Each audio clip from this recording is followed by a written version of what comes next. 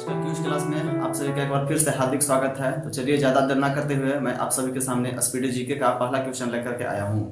तो आज का स्पीडी जीके का पहला क्वेश्चन है, क्रांतिकारियों की किस गुप्त संस्था को विनायक दामोदर सावरकर ने संगठित किया?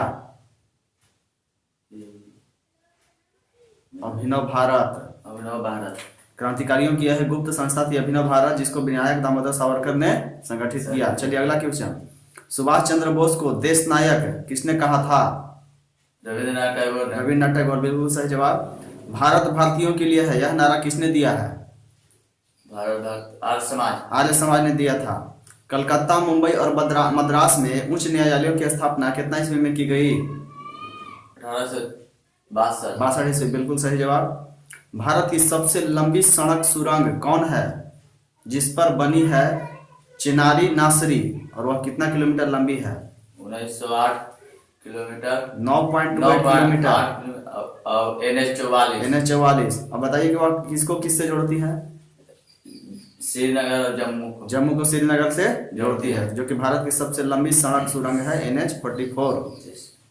और वह चिनारी नासरी जो कि 9.28 किलोमीटर लंबी है उस पर बनी है, और जो जम्मू को श्रीनगर से जोड़ती है। चलिए अगला क्वेश्चन, किसकी सीमा से लगने वाला राज्य मिजोरम, मणिपुर, नागालैंड और अरुणाचल प्रदेश है? म्यांमार। बिल्कुल सही जवाब। यानी भारत के 4 राज्य मिजोरम, मणिपुर, नागालैंड और अरुणाचल प्रदेश जो है म्यांमार की सीमा से लगने वाले हैं। चलिए अगला क्वेश्चन है कि यूरोप और अफ्रीका को कौन अलग करता है? यूरोप और अफ्रीका को समूह जिब्राल्टर जलद मरुमध्य अलग करता है। यूरोप महादेश और अफ्रीका महादेश को जिब्राल्टर जलद मरुमध्य अलग करता है।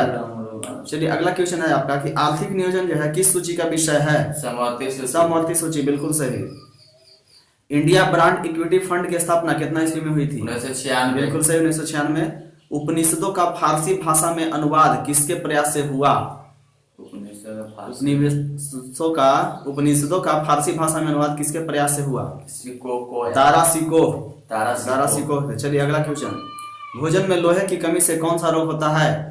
एनीमिया रोग। बिल्कुल सही। ब्याज दर नीति किसके अंतर्गत आती है?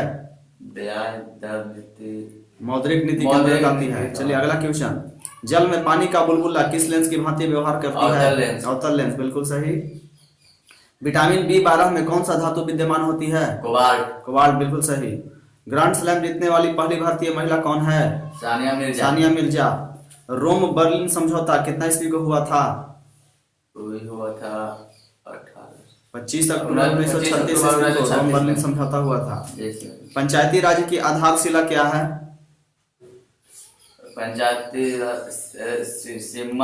ग्राम सभा। चलिए प्रथम भारतीय कमांडर इन चीफ कौन थे? करियप्पा। General KM Cariappa. चलिए एलोरा के प्रसिद्ध कैलाश मंदिर का निर्माण किसने करवाया था और कौन शासक था? एलोरा के प्रसिद्ध कैलाश मंदिर का निर्माण कृष्ण प्रथम ने करवाया था, जो कि राष्ट्रकूट का शासक थे। कृष्ण प्रथम ने करवाया था। अगला क्वेश्चन है कि लोकसभा की पहली महिला अध्यक्ष कौन थी? अभी तो नहीं है। मीरा कुमार बोलते हैं। चलिए अगला क्वेश्चन है कि 21वीं सदी का सबसे बड़ा सूर्य ग्रहण कितना को देखा गया? 22 जुलाई 2009। ठीक है। अगला क्वेश्चन है क्रिप्स मिशन कितना ईस्वी में भारत आया था? क्रिप्स मिशन कितना ईस्वी में भारत आया था? 1942। अगला क्वेश्चन, भारत और पाक के बीच जो है कौन सा समझौता कितना ईस्वी में हस्ताक्षरित हुआ? भारत और पाक के बीच में कौन सी समझौता कितना ईस्वी में हस्ताक्षरित हुआ? शिमला समझौता 1972 ईस्वी में हस्ताक्षरित हुआ। अगला क्वेश्चन है कि लॉर्ड हार्डिंग पर बम फेंकने वाला क्रांतिकारी कौन था? रास बिहारी बोस। चलिए राष्ट्रपति का अभिभाषण कौन तैयार करता है? केंद्रीय मंत्रिमंडल। चलिए जम्मू कश्मीर का संविधान जो है कितना ईस्वी को लागू हुआ था? 1957। कितना तारीख? 26 जनवरी 1957 को। चलिए बिल्कुल सही। स्वतंत्र भारत के राज्यसभा के प्रथम सभापति कौन थे? स्वतंत्र भारत के राज्यसभा के प्रथम सभापति कौन थे? डॉक्टर सर्वपल्ली राधाकृष्णन। चलिए अगला क्वेश्चन, स्टॉकहोम जो है किस देश की राजधानी है? Stockholm Stockholm Sweden. Sweden Sweden. चलिए नेक्स्ट क्वेश्चन आपका अब हम आते हैं यहाँ पर स्पीडी जी का समाप्त होता है। और स्पीडी साइंस का आपका पहला क्वेश्चन आज हम लेकर के आए हैं आप लोग के सामने। तो स्पीडी साइंस का आपका पहला क्वेश्चन है कि प्रोटीन की खोज किसने की थी? गोल्ड अस्टिन ने। बिल्कुल सही। न्यूट्रॉन की खोज किसने की थी? जेम्स चैडविक ने। बिल्कुल सही। इलेक्ट्रॉन क्या होता है? धन आवेशित कि ऋण आवेशित? ऋण आवेशित कण होता है इलेक्ट्रॉन। प्रोटॉन क्या होता है? धन आवेशित कण होता है। और न्यूट्रॉन क्या है?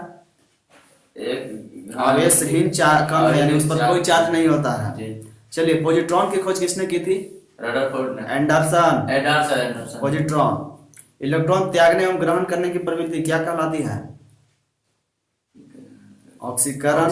त्याग दिया था ऑक्सीकरण और ग्रहण किया था अवकरण। चलिए प्रोटीन का भार इलेक्ट्रॉन के भार का कितना गुना होता है? 1836। बिल्कुल सही। अगला क्वेश्चन है कि वैद्युत अपघटन में ऑक्सीकरण किस पर होता है?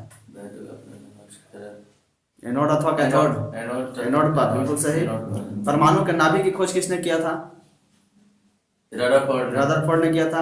परमाणु के नाभिक में क्या होते हैं? प्रोटॉन तथा इलेक्ट्रॉन। क्योंकि इलेक्ट्रॉन, प्रोटॉन और न्यूट्रॉन। क्योंकि इलेक्ट्रॉन बाहरी कक्षा में गमन करता है। जी। ऐसे परमाणु जिनके परमाणु क्रमांक समान परंतु द्रव्यमान अगर भिन्न भिन्न होता है उसको क्या कहते हैं? समस्थानिक। जिनकी परमाणु संख्या समान और परमाणु द्रव्यमान अगर भिन्न होगा उसको हम लोग समस्थानिक यानी आइसोटोप कहते हैं। चलिए अगला क्वेश्चन है कि ऐसी परमाणु जिनकी द्रव्यमान संख्या समान लेकिन परमाणु संख्या भिन्न यानी उल्टा, उसको क्या कहते हैं? समस्थानिक यानी कि उल्टा समहारिक कहेंगे उसको। अगला है कि आवर्त सारणी के उदग्र और क्षैतिज स्तंभों को क्या कहते हैं? उदग्र को क्या कहते हैं? जो खड़ा खड़ा, और क्षैतिज यानी जो पट रहेगा उसको क्या कहेंगे? उदग्र को अगर आप पीरियोडिक टेबल देखेंगे तो आपको देखिए यहाँ पीरियोडिक टेबल है, इसमें आपको उदग्र में वर्ग कहेंगे और क्षैतिज को क्या कहेंगे? आवर्त कहते हैं। ठीक है। चलिए अगला क्वेश्चन है कि आधुनिक आवर्त नियम का प्रतिपादन किसने किया था? मोस्ले। आधुनिक पीरियोडिक टेबल आता है ना। चलिए अगला क्वेश्चन है कि आधुनिक आवर्त सारणी में वर्गों और आवर्तों की कुल संख्या कितना है? कितना वर्ग है और कितना आवर्त है? 18 वर्ग है और 7 आवर्त। आप डाटा देख सकते हैं इसमें जो है, इसमें आप डाटा आपको पता चल सकता है। चलिए नॉन स्टिक बर्तन बने होते हैं किसके? नॉन स्टिक बर्तन और टेफ्लॉन के। अगला क्वेश्चन है कि अयस्क में उपस्थित अशुद्धि क्या कहलाता है? अयस्क में उपस्थित अशुद्धि को हम लोग क्या कहते हैं? उसको गैंग बोलते हैं। गैंग। चलिए बर्तनों में कलई के लिए किसका उपयोग होता है? अमोनियम क्लोराइड का। चलिए पटाखा में जो हरा रंग होता है वो किसके कारण होता है? हरा रंग जो है बेरियम के कारण होता है। तो चलिए यहाँ पर स्पीडी आपका साइंस का क्यों जो है समाप्त होता है। ये जितने भी स्पीडी जीके और साइंस का मैं क्यों प्रश्न पूछता हूँ प्रतिदिन, बहुत ही आपका रेलवे के एग्जाम के लिए बहुत ही महत्वपूर्ण रहेगा, इसलिए आप लोग इसको अवश्य प्रतिदिन देखिएगा। और कल हम लोग पढ़े थे 8 महाजनपद के बारे में पढ़ चुके थे। कल 16 महाजनपद में 8 महाजनपद की जानकारी हम लोगों को हो चुकी थी। तो 8 महाजनपद तो हो गया था, इसके बाद 9, 10 मतलब 8 और महाजनपद है। तो उसके बारे में हम पूछना चाहते हैं कि एक महाजनपद का नाम था से था क्या? काम्बोज। तो काम्बोज की राजधानी कहाँ थी? हाटक। काम्बोज की राजधानी हाटक। और इसका वर्तमान क्षेत्र कहाँ है? राजौरी, हजारा, उत्तर प्रदेश। ठीक है। और 10वां नंबर पर हम लोग पढ़े थे से पढ़े थे अस्मक। अस्मक की राजधानी बताइए। पोटली या पोतन। अस्मक जो महाजनपद था उसका राजधानी पोटली या पोतन। अगर वर्तमान क्षेत्र देखा जाए तो इसका गोदावरी नदी के आसपास, गोदावरी नदी जो कि नासिक महाराष्ट्र में है उसके आसपास इसका क्षेत्र पड़ता है। और 11 नंबर हम लोग पढ़े थे कि शूर से याद किए थे शूरसेन। तो शूरसेन की राजधानी कहाँ थी? मथुरा। वर्तमान क्षेत्र मथुरा उत्तर प्रदेश। बिल्कुल सही है। और इसके बाद हम लोग पढ़े थे 5 से याद किए थे पांचाल महाजनपद। पांचाल का नाम सुने थे। तो पांचाल की राजधानी कहाँ थी? अहिच्छत्र और कंपिल्य ये राजधानी थी पांचाल की। और इसका वर्तमान क्षेत्र बरेली, बदायूं, फर्रुखाबाद, उत्तर प्रदेश। और 13 नंबर पर हम लोग याद किए थे से याद किए थे चेदी जो महाजनपद था उसकी राजधानी चेदी का शक्तिमती। तो शक्तिमती। और इसका वर्तमान क्षेत्र का देखा जाए तो बुंदेलखंड, उत्तर प्रदेश। ठीक है। और 14 नंबर पर हम लोग याद किए थे मल्ली से याद किए थे मल जो महाजनपद था उसकी राजधानी कुशा कुशावती। कुशावती। और इसका वर्तमान क्षेत्र देवरिया देवरिया उत्तर प्रदेश। प्रदेश।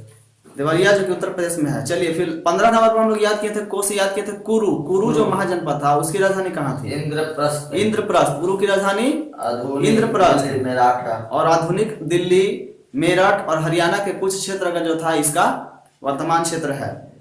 और अगर 16 नंबर पर देखें तो 16 नंबर हम लोग याद किए थे मत्स्य था महाजनपद, उसकी राजधानी कहाँ थी? वितरित से याद किए थे विराटनगर। मत्स्य की राजधानी विराटनगर। और इसका वर्तमान क्षेत्र जयपुर राजस्थान के आसपास का क्षेत्र है।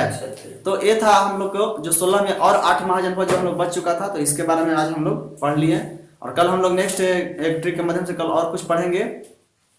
तो आज का यहीं पर डिस्कशन क्लास और क्विज क्लास यहीं पर समाप्त किया जाता है। तो मिलते हैं नेक्स्ट वीडियो में, तब तक के लिए धन्यवाद, जय हिंद। अगर वीडियो आप लोगों को पसंद आता है तो आप लोग इसे लाइक कीजिए, शेयर कीजिए, सब्सक्राइब कीजिए। और आप लोग अगर आना चाहते हैं तो आप गुरुकुल नंबर 1 कॉम्पिटिटिव क्लासेस में आकर के आप ज्वाइन कर सकते हैं। धन्यवाद।